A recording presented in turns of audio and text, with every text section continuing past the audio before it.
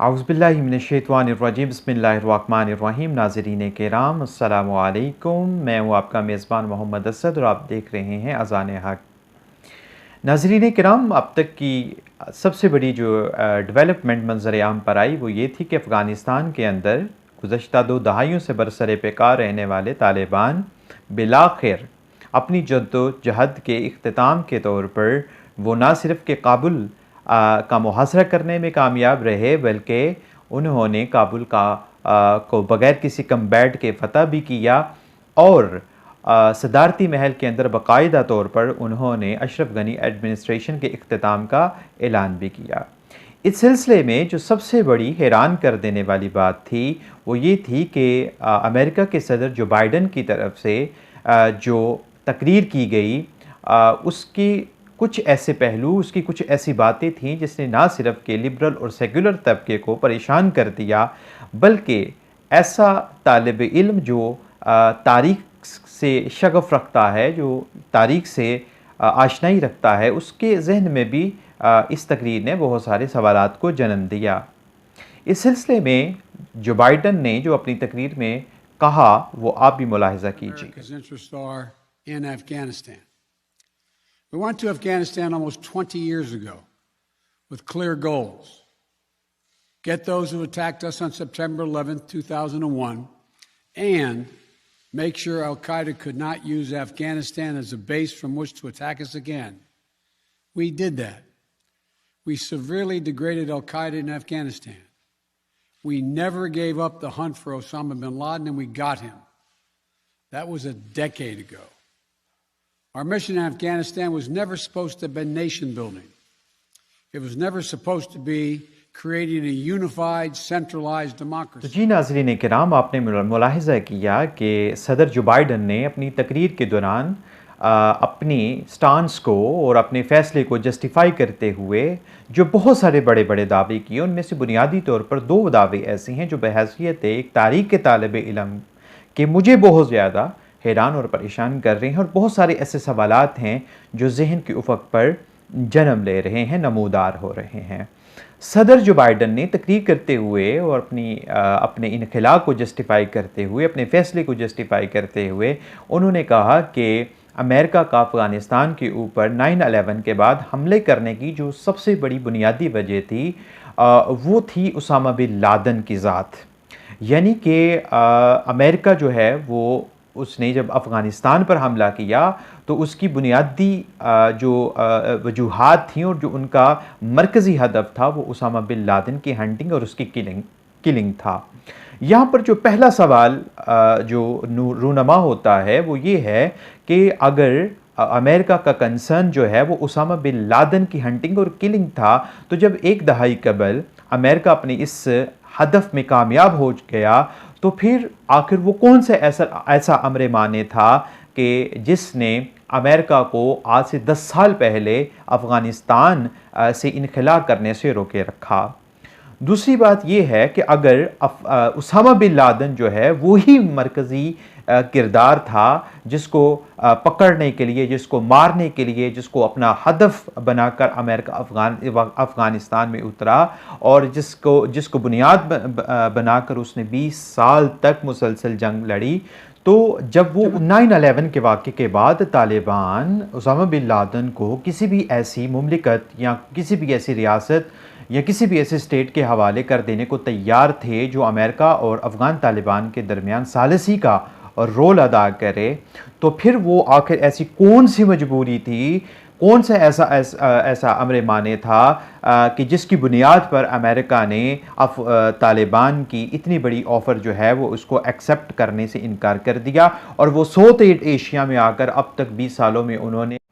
तो ना सिर्फ अब तक जो है वो लाखों और करोड़ों डॉलर्स का नुकसान किया है, बल्कि इस तसादुम के नतीजे में अब तक लाखों लोग जो हैं वो लुक़माए अजल भी बन चुके हैं। और ये वो हकीकत का तराशा है जो मैं अपने से नहीं बात कर रहा, बल्कि जो नॉर्मन लवॉय हैं उनकी किताब मॉडर्न वर्ल्ड हिस्ट्री जो है उसके अंदर तारीख़ का ये रोशन और ये जो है वो एक तामीरी जो एक पेशकश थी तालिबान की तरफ से अमेरिका को, इसके अंदर मौजूद है। वो लिखते हैं, On 14 October, the Taliban offered to hand bin Laden over to an intermediary state, though not directly to the USA. In return, they demanded that the USA should stop bombing. However, President Bush rejected this offer and refused to negotiate. अब देखें ये किस सफाई से जो है वो इस बात को बयान किया गया है कि 14 अक्टूबर को तालिबान जो है उन्होंने पेशकश की, किसको? अमेरिका को पेशकश की, ठीक है। On 40 October the Taliban offer to hand bin Laden, कि तालिबान ने 14 अक्टूबर को ये पेशकश की कि वो उसामा बिन लादेन को हवाले कर देंगे टू एन इंटरमीडियरी स्टेट, ऐसे मुल्क के हवाले वो जो है, या ऐसी रियासत के हवाले वो तालिबान को कर देंगे जो अफ़गान तालिबान और अमेरिका के दरमियान सालिसी करवाएंगे। Though not directly to the USA, अगरचे तालिबान जो है वो इस बात पर आमादा नहीं हुए थे कि बग़ैर जो है इन्वेस्टिगेशन के, बग़ैर किसी जो है वो ठोस बुनियादों पर शवाहिद की अदम मौजूदगी के अंदर तालिबान इस बात पर राज़ी नहीं थे कि वो बिन लादेन को अमेरिका के हवाले कर दें। In return, they demanded that the USA should stop the bombing, और इसके बदले में उन्होंने, यानी अफ़गान तालिबान ने उस वक्त 2000 जो है वो एक के अंदर उन्होंने अमेरिका से इस बात का तकाजा किया कि हम उसामा बिन लादेन को ऐसी स्टेट के हवाले कर देंगे जो हमारे दरमियान सालिसी का जो है वो किरदार अदा करेगा, लेकिन इसके बदले में आपको अफ़गानियों के ऊपर बॉम्बिंग जो है वो आपको बंद करना पड़ेगी। हाउएवर, ताहम president Bush rejected this offer, यानी इस पीस प्रोसेस को जिसने सबोताज किया वो अफ़गान नहीं था, कोई मुसलमान नहीं था, कोई मुल्ला नहीं था, कोई मुजाहिद नहीं था, बल्कि वो कौन था? वो सदर बुश था। President Bush rejected this offer, उन्होंने इस पेशकश को मुस्तरद कर दिया एंड रिफ्यूज़ टू निगोशिएट, और उन्होंने हत्ता के मुज़ाकरात करने से भी जो है वो इनकार कर दिया। ताकत का जोम था, पैसे का जोम था, नई जो है वो दुनिया के अंदर वहाद अकेली सुपर पावर के तौर पर उभरे थे। तो अब काउंटर टेररिज्म के नाम पर ये जो है वो 20 साल की मार खाने के लिए यहाँ पर आ गए, जहाँ पर 20 साल के बाद इनको अब ये समझ आई है कि अफ़गानिस्तान जो है वो ग्रेवयार्ड ऑफ एम्पायर्स हैं। उससे पहले ये समझ नहीं है, जब लाखों लोग मर गए, जब अरबों पैसा जो इंसानियत की तामीर और तश्कील में सरफ हो सकता था, वो जो है इन्होंने यहाँ पर आकर बर्बाद कर दिया।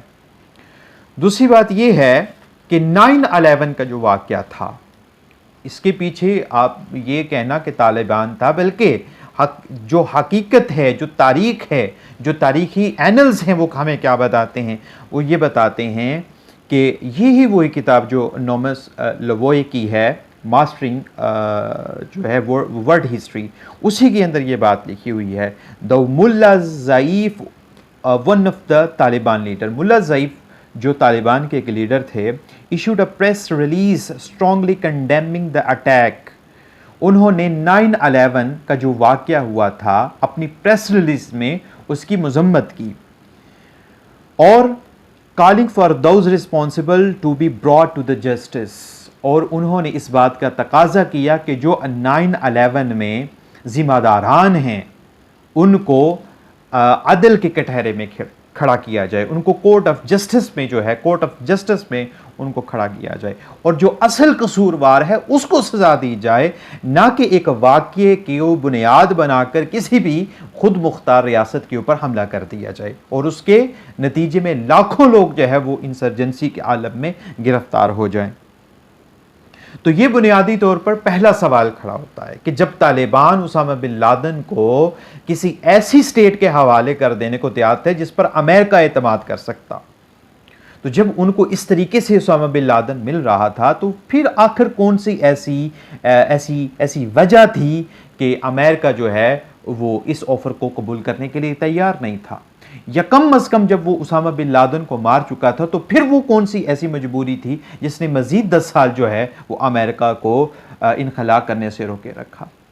तो उससे साफ जाहिर होता है कि असल मकसद जो था जो अमेरिका का, वो साउथ एशिया के अंदर उसामा बिन लादेन की हंटिंग और किलिंग नहीं था, बल्कि वो कुछ ऐसे सरबस्ता राज हैं जिनसे अभी पर्दा उठना शायद अभी बाकी है। सदर जो बाइडन ने जो अपनी तकरीर के दौरान सबसे बड़ा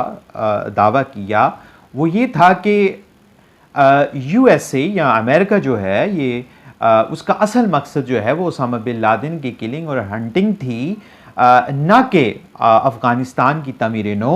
और किसी जमहूरी मरकज़ी हुकूमत का क़याम। यानी ये उनके कंसर्न्स नहीं हैं। कंसर्न ये अफ़गान गवर्नमेंट के या अफ़गान जितने कबाइल हैं या अफ़गान जितनी कौमें वहाँ पर बसती हैं, वो उज़्बक हैं, ताजुक हैं, हज़ारा हैं, वो पख्तून हैं, ये उनका कंसर्न है कि वो किस तरीके से वहाँ पर जो है वो हकूमती निज़ाम जो है वो तश्कील देते हैं या कैसी अपनी एडमिनिस्ट्रेशन चलाते हैं, ये उनका कंसर्न है। लेकिन ये बात भी जो है वो तारीख़ी हक़ाइक़ से मुतसादम है। यानी जो बाइडन की पहली बात तो वैसे ही एक बहुत बड़ा शोशा है, लेकिन ये जो बात है कि वो अफ़गानिस्तान की तामीरी नो जो है उसके हवाले से कोई प्लान नहीं रखते थे, तो सवाल ये पैदा होता है कि हामिद करज़ई की जो आप लोगों ने असलहे के साथ जो आपने पुश्त पनाही की और जो उसको सदर बनाने के लिए जो अरबों रुपया जो आपने बहा दिया पानी की तरह,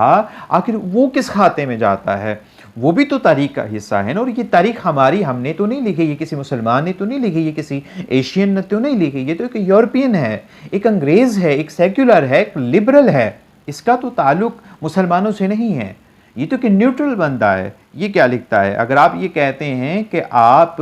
अमेरिका का जो हदफ था वो अफ़गान की तमीर नो नहीं था, तो फिर ये जो साहिब हैं ये क्या लिखते हैं? ये कहते हैं he was supported by US trophs who were still pursuing the war on terror and by the NATO troops who were trying to keep the peace and help rebuild the country. Rebuild the country. ठीक है ना। ये बात, ये जो लफ्ज़ है, ये जो तरकीब है, ये समझने से ताल्लुक़ रखती है कि आप लोगों ने हामिद करज़ई को और नेटो फोर्सेस की उनको जो है वो मुआवनत फ़राहम की, किस लिए? ताकि वो कोशिश करें अमन व अमान की सूरत हाल, यानी कि जो एजेंडा है अब अमन की क्या अमेरिका के नज़दीक जो माना है वो तो पूरी दुनिया को पता चल चुके हैं कि जिनको ये दहशतगर्द कहते रहे उन्हीं के साथ ये टेबल पर बैठ गए, उनको तो मारने आए थे और आखिर में उन्हीं के साथ ये तस्फिया की और चल पड़े। और वो जो लोग इनके साथ इनके हम इन्हीं के साथ उनका जीना था, इन्हीं के साथ उनका मरना था, वो पीछे रह गए और इनको पुकारते रह गए,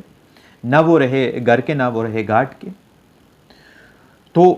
वो जो फंडिंग आपने करज़ई को दी वो किस मकसद के लिए थी? वो भी थी, वो किस मकसद के लिए थे? And help rebuild the country. आपका ये कंसर्न था, तारीख की